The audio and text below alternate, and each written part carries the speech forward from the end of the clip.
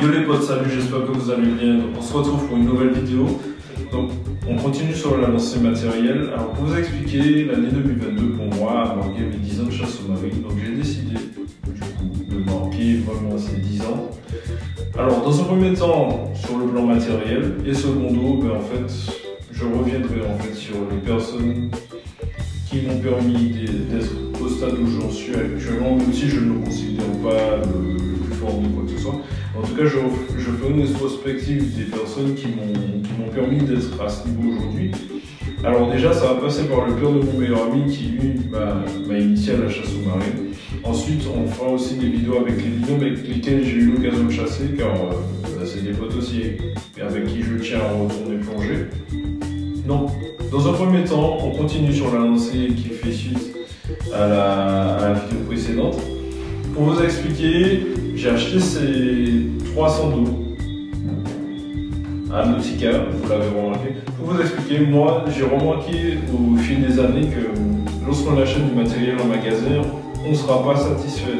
Pourquoi? Parce que souvent, après avoir acheté le harpon, en fait, ce qui se passe, c'est qu'on trouve au bout de 4-6 mois, ça dépend en fait de tout en chacun, mais à un certain moment on trouve que en fait il manque de pêche, ou il ne convient plus à nos attentes ni à notre façon de pêcher.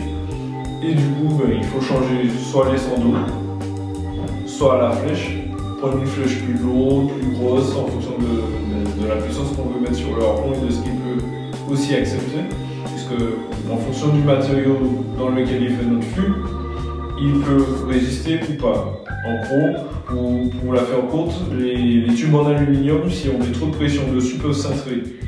Donc moi, sachant que j'ai toujours eu des tubes en alu jusqu'à ce jour, et en fait, c'est mon point de vue, mais après c'est vraiment personnel, mais je tiens en fait à avoir un jour dans ma collection, en tout cas, un harpon, au moins un harpon de chaque matériau. Donc un alu, bon alu j'en ai au moins 3 ou 4, un carbone et pourquoi pas un jour en bois. Donc du coup, pour marquer en fait mes 10 ans de chasse aux marines, vous l'avez compris, ce sera cette fois-ci un tube en carbone. Donc vous le verrez bientôt. Là, on va s'attaquer à la fabrication des sandaux et au montage qui sera appliqué sur ce vélo. On se retrouve donc du coup pour la partie montage. Donc les deux sandaux. Alors, en fait, pour vous expliquer très clairement le montage que je fais, je vous le montre succinctement. En fait, on sera sur une tête rouleur. Le fût, le gun, je vous le montrerai après, c'est pas grave. Mais on sera sur un montage rouleur. Donc là, la tête avec le poulie. Et j'ai décidé de me baser sur le montage en fait du Beuchat. Donc pour ceux qui connaissent les montages de type Beuchat, Marlin, pas le Revo, mais le Marlin, que ce soit en bois ou le Marlin roller, bois ou carbone, puisqu'il y avait les deux finitions. Donc on sera sur ce montage donc, avec cette petite pièce. C'est vrai que sur la nouvelle version du Beuchat Revo, j'ai vu qu'ils ont utilisé du nylon en fait pour rejoindre les sandaux. Je tiens à remercier Yanis, un de mes binômes, qui m'a permis d'avoir cette pièce. Donc pièce qu'on retrouve sur les rollers Beuchat, les anciennes versions, sur les versions Marlin, avec laquelle je ferai mon montage, puisque je me suis basé en fait du montage qu'il y avait sur ce type de roller. Je remercie également Yuri du magasin PS qui m'a permis de procéder au montage, qui m'a donné de bons conseils. Quentin alias Totoche, toi aussi tu n'es pas oublié mon pote, car tu m'as donné de bons conseils pour le montage que je devrais faire pour mon roller. Voilà. Et du coup, on va procéder au montage. Donc pour ce faire, au niveau des outils, donc on aura besoin de mètres pour mesurer la longueur des sandaux, la longueur correspondante à ce dont j'aurai besoin. Le briquet, en fait, pour ceux qui ne connaissent pas, je vais quand même énumérer, bien sûr. Le briquet, alors je peux faire quand même un briquet tempête pour être sûr de ne pas trop cramer, mais juste de chauffer suffisamment le dynama. Un tournevis pour serrer de l'autre côté quand je vais à faire mes ligatures. Du Liros en 1,2 mm. Franchement, j'en suis satisfait et je vous le recommande si vous pouvez. C'est mieux que le fil à surveiller parce que moi, le problème que j'ai avec le fil à surveiller, c'est que dès que je sors un peu trop, il casse. Alors que là, ça tient. Ensuite, du dynama.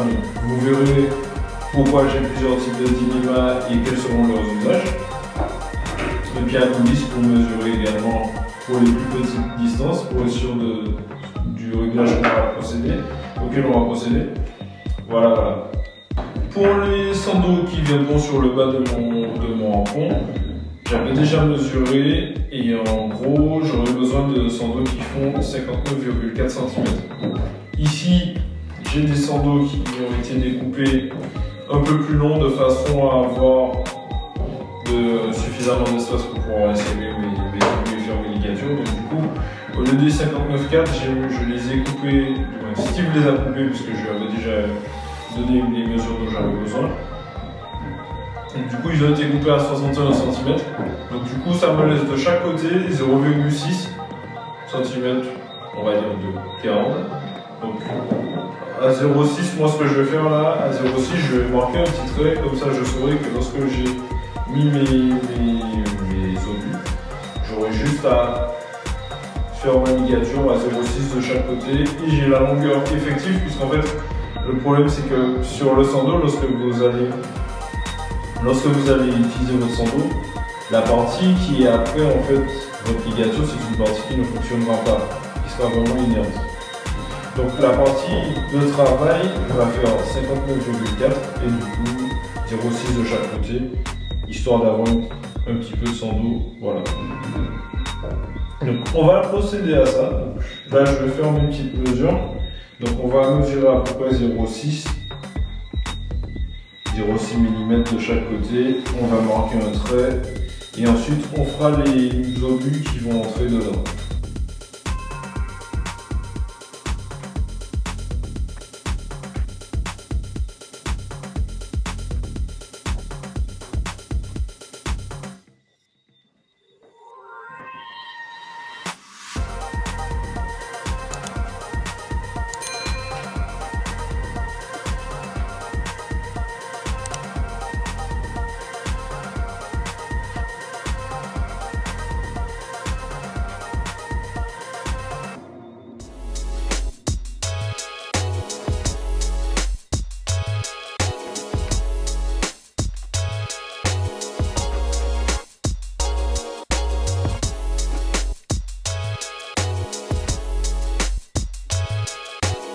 Donc en gros, pour vous expliquer, sachant qu'il y a les deux paires qui doivent passer, là vous avez vu que j'étais en train de vérifier si ça allait bien supporter les deux minima sans que l'un ne saute ou que l'un ne chevauche, et du coup ça passe.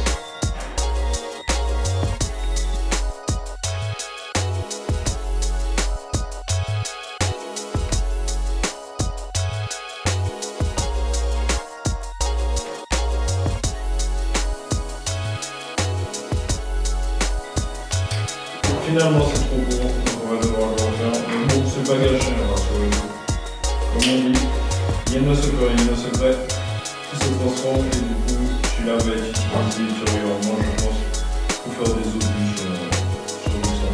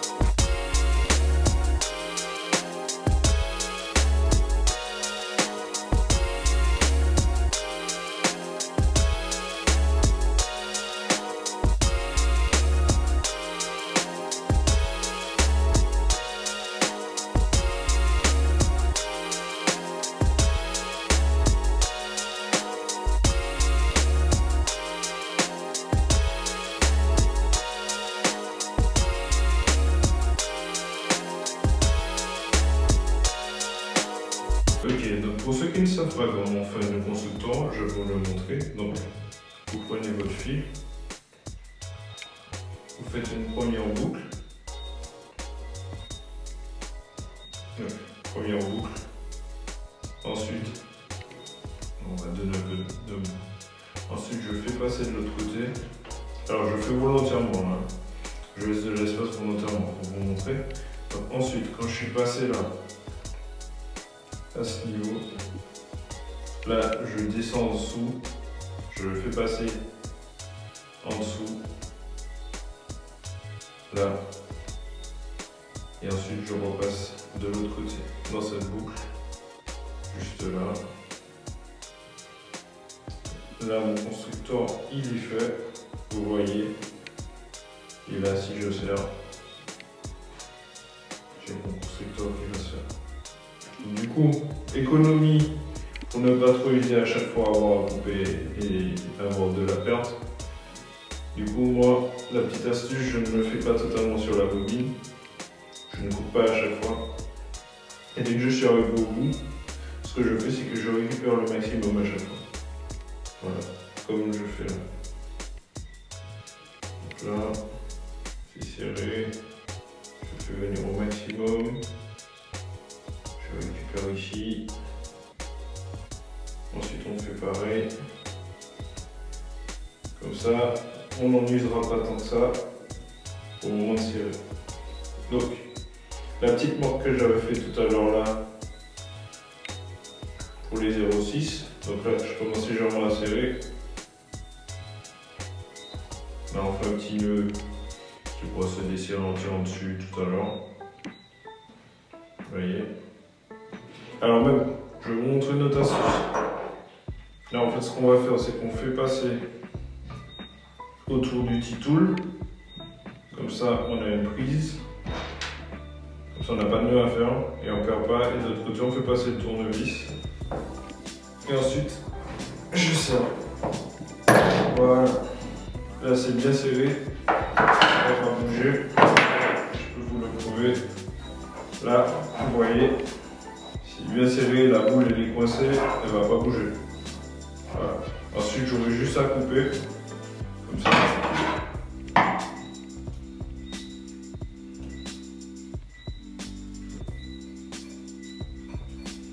On coupe l'excédent. Et ensuite, on le finit au briquet.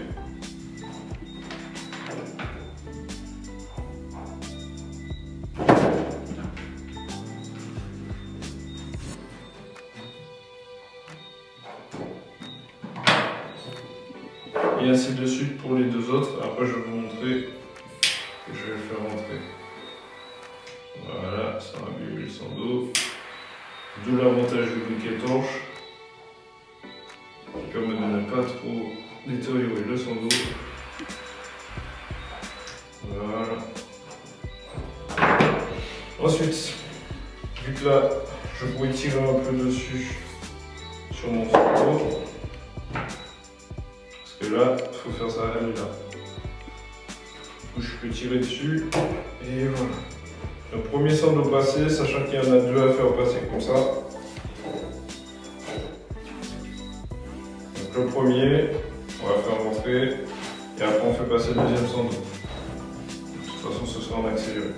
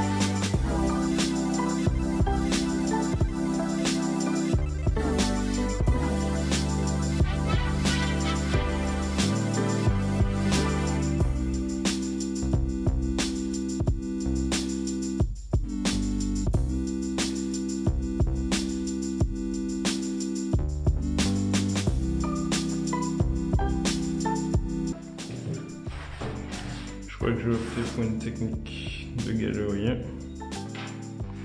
Je vais mon technique de galerie. on tire de façon à tirer sur le sando. Et on va essayer de faire celui-là passer dedans. Allez, j'avoue, ça va pas être chose facile. Le temps qu'il son diamètre diminue. Et on tire dessus. Comme un point.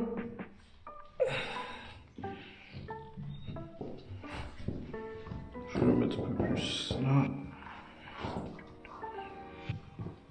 Et il faut tirer, il faut vraiment tirer.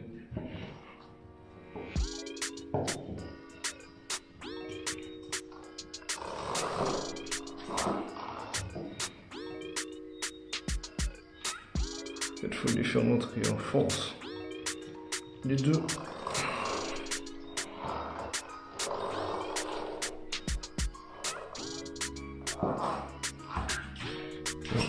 Même là, ça peut être compliqué.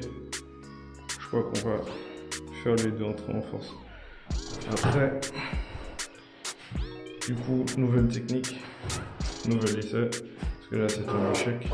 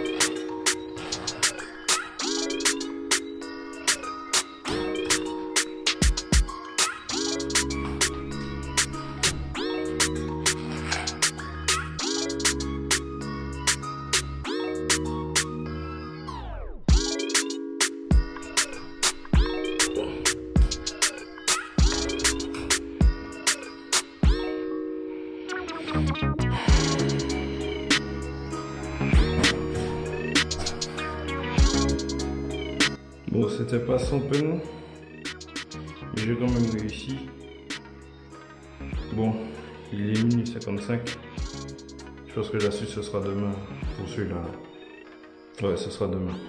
The next day. Yo les potes, j'espère que vous allez bien. Donc hier on s'est quitté sur le montage de ces deux sandos ainsi qu'un petit moment de galère pour les insérer dans cette pièce. Et cette fois-ci on va passer au montage du sando qui viendra sur le haut du rang 1. A tout de suite. Donc comme je disais hier, on s'est quitté sur cette partie de montage. Donc là vous voyez, c'est rentré en force. Il y a ce trou là dans lequel il faudra qu'on fasse passer ça là. Donc de la même manière aussi en pression, il faudra tirer dessus pour réduire un peu le diamètre. Pardon. Donc hier on s'est quitté sur cette partie où du coup j'ai réussi après un petit moment de galère à faire rentrer en force les sandos sur juste ici là. Vous voyez en fait le diamètre il est encore plus petit que ce trou là. Donc imaginez-vous comment j'ai dû galérer. Et là du coup quand on aura fini, il y aura celui-là qui doit rentrer là, et pareil, il faudra tirer dessus pour qu'il puisse réduire le diamètre et réussir à le faire passer. Donc ça, on met de côté pour le moment, on reviendra dessus après. Donc ici, sur celui-là, donc il est un peu plus long. Bien sûr, à chaque fois, il faut couper toujours un peu plus long le sando que la mesure dont on a besoin. Donc, pour celui-là, sur la section du haut, j'aurai besoin de 70 cm.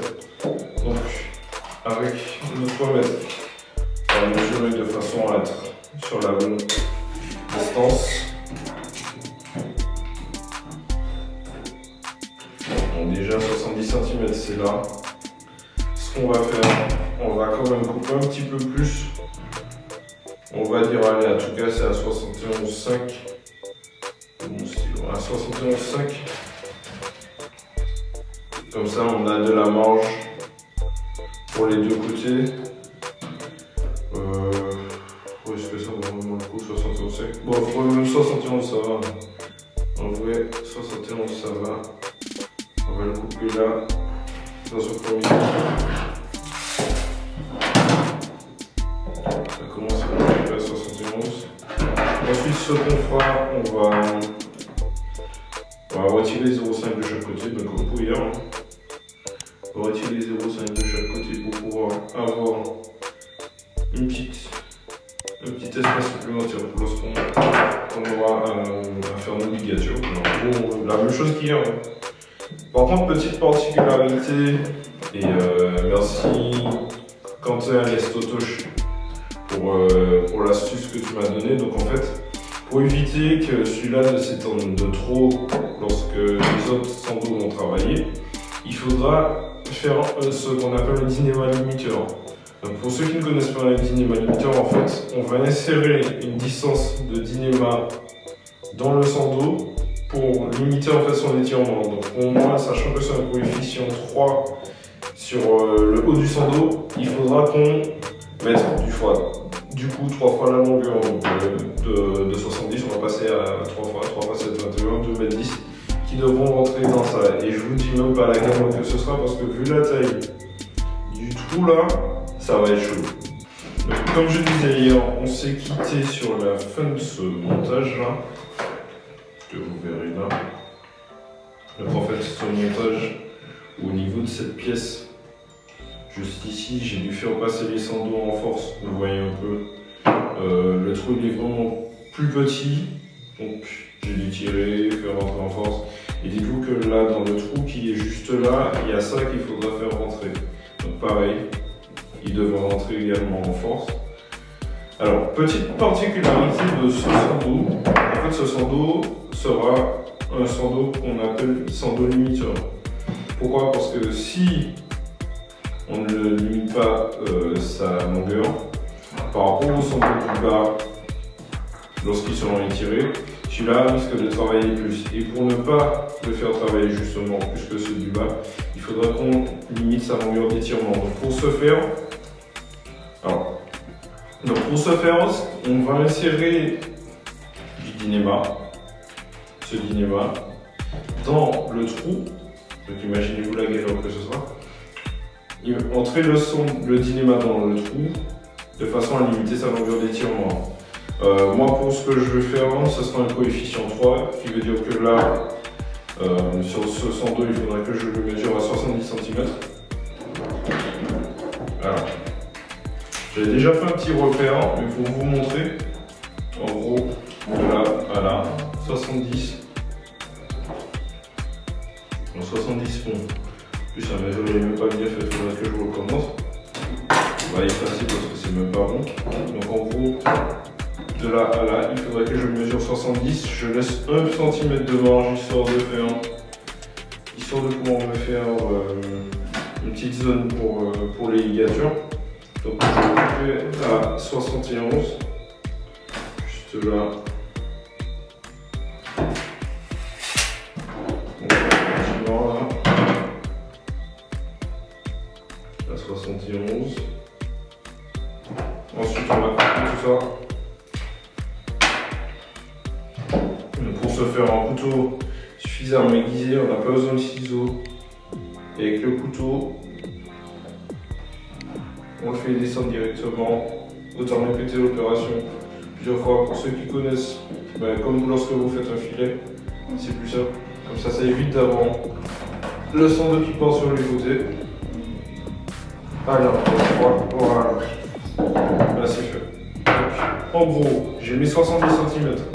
Sachant que je veux un coefficient 3, donc il veut dire que le dynéma devra faire 3 fois la longueur de ce sando. Donc 3 fois 7, 21, donc on aura besoin de 2 m 10 de sando à insérer dedans. Du moins 2 m 10 de dynéma à insérer dedans. Donc on va mesurer. Et de toute façon, là je vais mettre en accéléré la partie où je vais insérer le dynéma de sando. Voilà. Day 3. On se retrouve une semaine après, donc la dernière fois on s'est laissé sur ce montage. Alors il y avait un sando qui était là, mais par contre il était trop court, donc en fait je m'étais trompé sur les calculs. Donc du coup j'ai dû refaire tous les calculs correctement et du coup nouveau sando qui cette fois sera installé. Là c'est le définitif cette fois-ci. J'ai refait les calculs au moins 3 fois avant d'être sûr. Et là c'est bon, j'ai la bonne distance. Donc là je pourrais directement attaquer le montage et du coup il y aura un petit accéléré. Donc en fait pour vous expliquer là où je me suis trompé, on va schématiser rapidement la rencontre.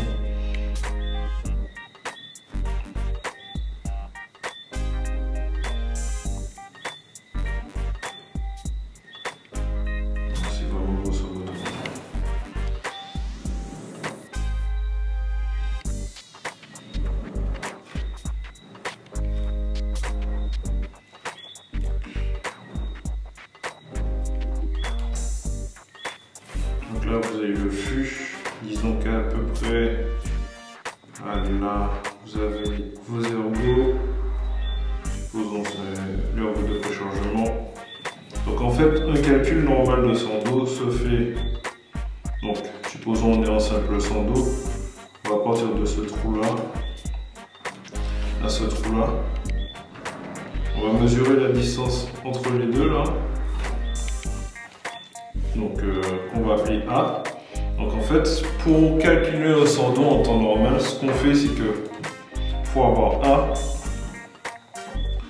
on calcule la distance entre ces deux longueurs. Et en fonction du coefficient qu'on veut appliquer, donc supposons que là, on a une longueur, on va dire de 1 mètre, donc 100 cm.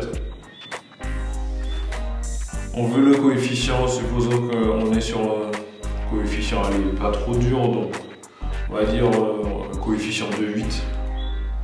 Donc on va diviser en fait cette longueur par 2,8. 100 mètres qu'on va diviser par 2,8. Et ensuite, donc un petit calcul rapide. On va dire sur une longueur à peu près de 38-40 cm. Allez, on dit 39 cm. Donc en fait, le sando là, il faudrait qu'il fasse 39 cm. Donc là, je pense que ça c'est pour un fusil, on va dire à peu près un 75. Ce serait à peu près cette mesure. Sauf que moi, en fait, je me suis basé sur ce calcul là pour prendre la longueur de mon sando. Et là, c'était trop gros. Pourquoi? Parce qu'en fait, moi, mon sando, au lieu d'aller juste là, sur le système que je vais faire, mon sando il part aussi de là, sauf que le mien il va faire ça, ici il passe et il va là. Donc en gros j'avais encore de la distance à rajouter. Donc en gros j'ai fait mes petits calculs et on va dire que moi je me retrouve à une distance de ce que j'ai calculé, on est à peu près à 2 mètres, je crois, 2 mètres. Donc du coup, il a fallu que je refasse mes calculs. Donc en gros, pour ceux qui comprennent un peu mon schéma, vous savez déjà de quoi il s'agit pour le montage que je fais. Donc bon, les autres vous découvrirez en vidéo. Et du coup, on va s'atteler à monter tout ça là dans quelques instants. Donc là je vais faire un montage de type sando limiteur. Donc pour ceux qui ne connaissent pas en fait ce qu'est un sando limiteur, c'est un sando, alors grosso modo on va brider en fait son élongation. Donc en fonction du coefficient qu'on veut lui donner, donc il va être limité sur une certaine distance à laquelle il peut s'étendre et pas forcément au maximum. L'avantage c'est que ça préserve aussi la gomme. Donc là, moi, le coefficient que je vais lui donner, c'est de 8. Donc du coup, qui veut dire qu'il va s'étendre de 2,8 fois, on va dire.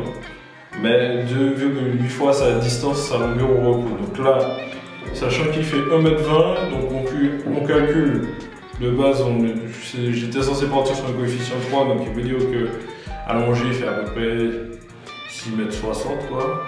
Maintenant, j'ai des bêtises, 3,60 m. Et donc réduit à 2,8, on est aux alentours des 2,30 m.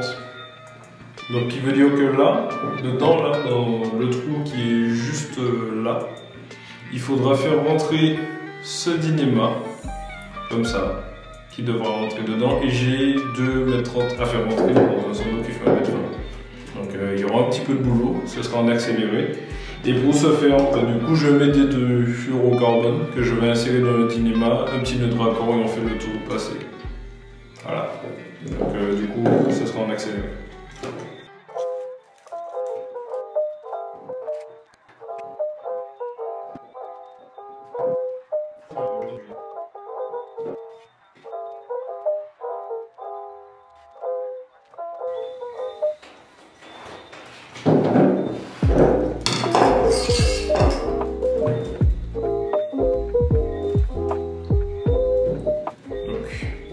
Là c'est bon, c'est passé de l'autre côté, donc on tire encore un peu. Voilà. Donc là maintenant que le fluoro il est passé pour aller du sang d'eau, je tire encore un peu. Donc là il faudrait que je récupère le fluoro. Donc je récupère le fluoro, je récupère le Dynéma. Et pour ceux qui font de la pêche, vous connaissez déjà un petit nœud de raccord. On va faire un nœud de raccord et puis on tire en sens inverse pour amener.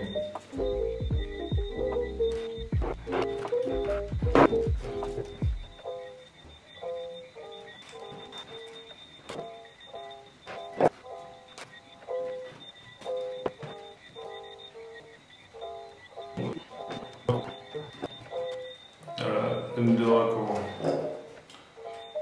il est fait. Et du coup maintenant, en sens inverse, de façon à faire rentrer le Dynéma dans le sang d'eau.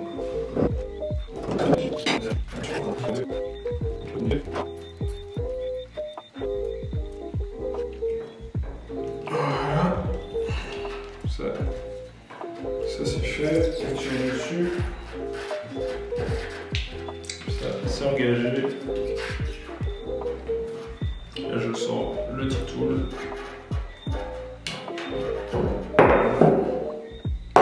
Ce qu'on va faire pour faciliter, on va mettre j'ai un petit savon sur gras. Donc je vais mettre sur toute la longueur du Dynéma au fur et à mesure pour faciliter en fait le passage du Dynéma dans le sang d'eau.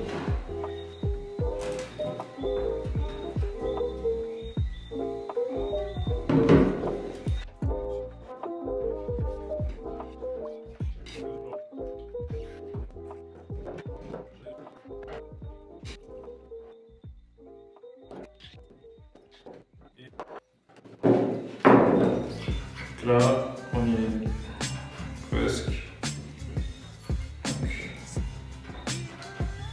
On tire encore un peu. Et voilà. Et voilà, c'est passé.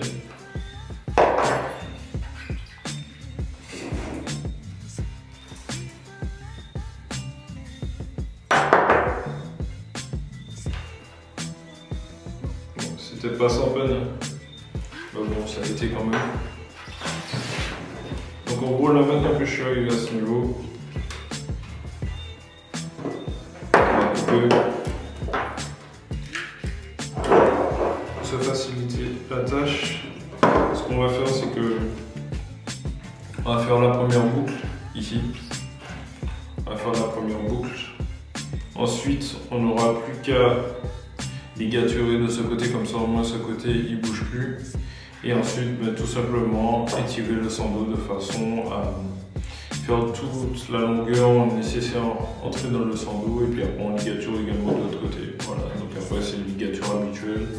Comme lorsque on met deux boucles toutes simples à l'intérieur d'un sang d'eau pour après placer le bilan Dynéma. Voilà.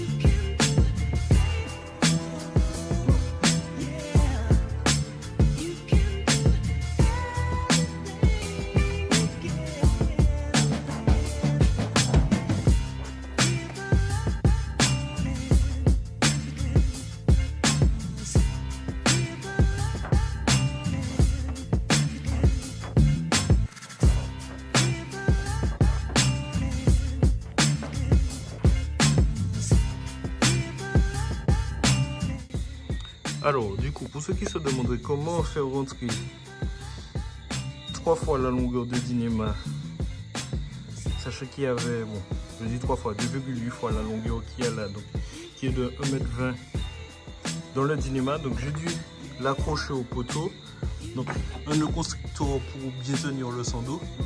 Et du coup, donc, là je vais essayer de le faire une main. Donc comme ça, et on tire, jusqu'à faire rentrer la totalité du sando, comme là vous le voyez.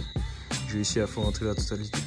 Bon, c'est pas, franchement, c'était pas sans peine, mais j'ai réussi. Donc franchement, au moins maintenant, pour ceux qui se demandent comment faire un Dynéma limité ou Dynéma limiteur, comme vous voulez, ben voilà la petite astuce.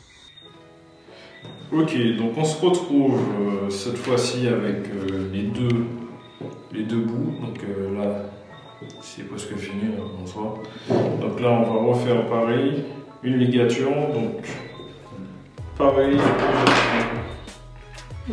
comme pour la précédente ligature, donc à 0,5 du bord, donc 0,5 mm. Comme ça, j'ai ma longueur effective.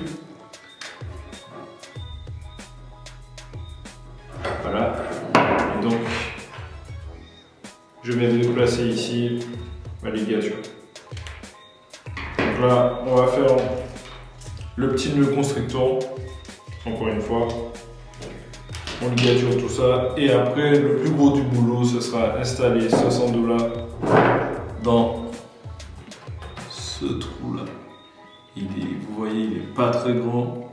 Donc ça va être encore la galère parce qu'il faudra encore tendre le sando, mais je pense que ça ira. Allez, on fait ça.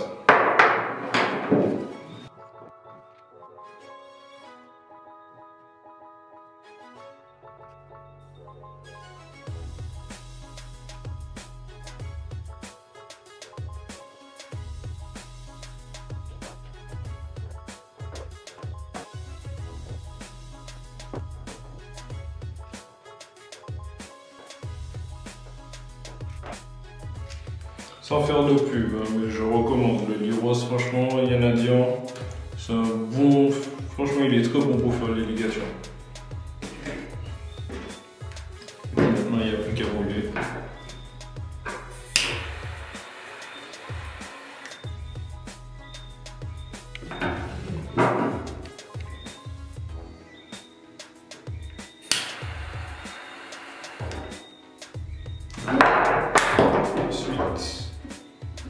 Récupérer pour mettre en bouteille et on s'assure que c'est bien serré.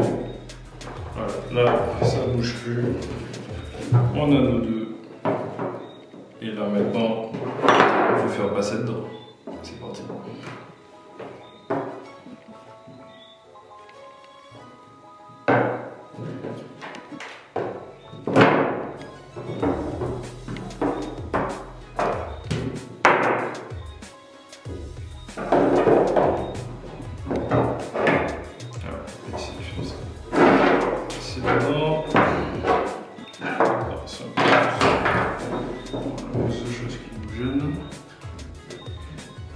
Alors bon, je vais appliquer une méthode un peu barbare. Il y en a qui risquent de râler quand ils verront ce que je vais faire.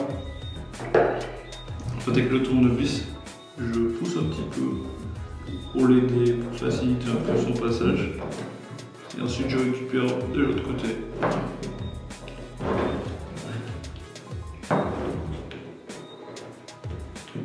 Voilà, là ça a l'air de passer. Donc du coup là, j'essaie de passer le tournevis et je peux tirer.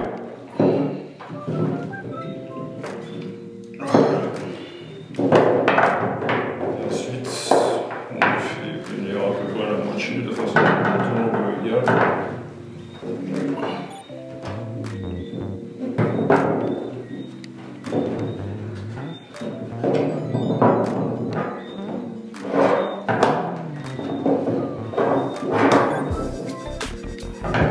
Et là, bah c'est quasiment terminé.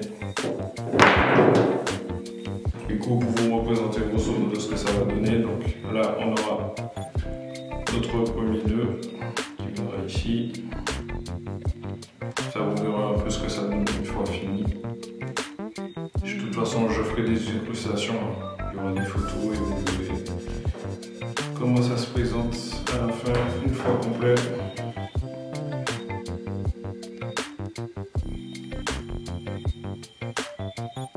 On fait ressortir au niveau de l'ancien entrée.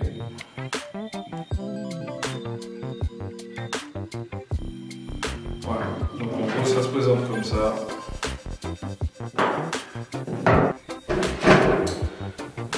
Donc on a fini. Voilà ce que ça donne une fois le montage terminé. Donc le sando qui viendra en haut et du coup les deux sandos qui viendront s'accrocher en bas. Donc pour ceux qui veulent voir comment ça se présente sur le hampon, donc rendez-vous à la prochaine vidéo. Vous verrez le tout. Franchement je vais vous faire une présentation. Je vais vous expliquer aussi pourquoi cette conception, pourquoi ce projet. C'est un projet qui me tenait à cœur déjà d'une part. Je profite pour remercier Steve de Nautica parce que franchement, je vous avoue, la conception de hampon, c'est pas une chose facile en soi. Steve, franchement, merci pour ta patience parce que, les gars, je vous avoue, j'ai dû repasser au moins 3 à 4 fois dans le magasin sans mentir. Parce que du coup, d'une part, là, je m'étais trompé sur la première longueur de sando. Je suis repassé prendre un sando, mais alors à la bonne longueur, mais malheureusement avec un diamètre intérieur trop petit. Donc du coup, je galérais ne serait-ce qu'à faire rentrer déjà la première partie de Dynima et ça aurait été vraiment impossible à faire rentrer le surplus en étirant le sando. Donc franchement, merci pour ta patience, merci pour aussi ton soutien parce que j'avoue qu'il m'a quand même conseillé, mais c'est vrai qu'il me soutient, je ne vais pas dire qu'il me sponsorise, mais en tout cas, il va quand même m'aider un peu pour cette chaîne. Donc voilà, je tenais à le remercier et puis du coup vous verrez